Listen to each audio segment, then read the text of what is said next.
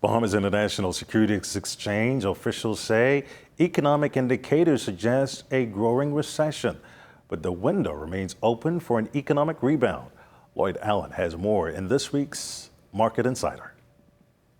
Chief Operations Officer at BizX, Holland Grant, says the securities market has been severely impacted by the global pandemic, with a direct shock to consumer confidence. In the event of recession or any kind of shock like that, is investors take time to figure out exactly where they are. They need to, at that point, examine their economic balance sheet. Since that time, we've begun to see a bit of downward pressure in some of the securities. Again, that's sadly not surprising. People are now beginning to see pressure on their savings. After savings, you will see some people begin to liquidate investments.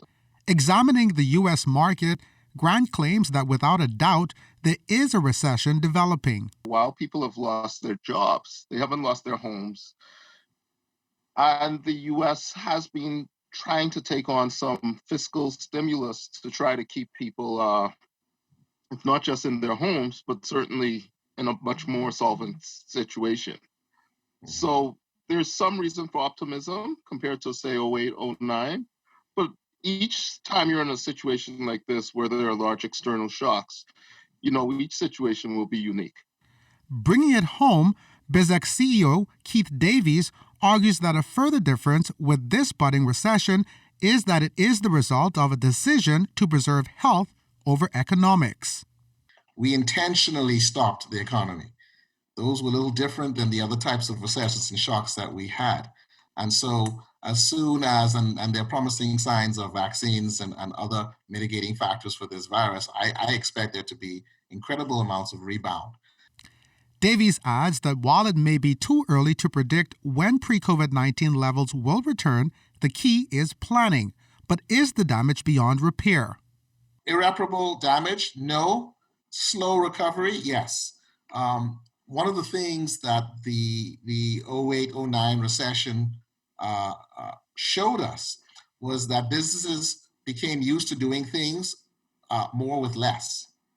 He feels brick-and-mortar businesses may find it more difficult to survive in the current climate compared to emerging companies. Here's why. Traditional brick-and-mortar businesses require me and you to go there. Digital companies don't require that.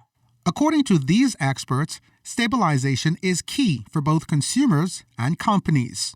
If you're still working, you shouldn't defer your mortgage payments. But if you're not working, mortgage deferrals are really a good thing for right now. All organizations need to look at how they can do what they were doing faster, cheaper, quicker, using technology. For this week's Market Insider, Lloyd Allen, ZNS Network News.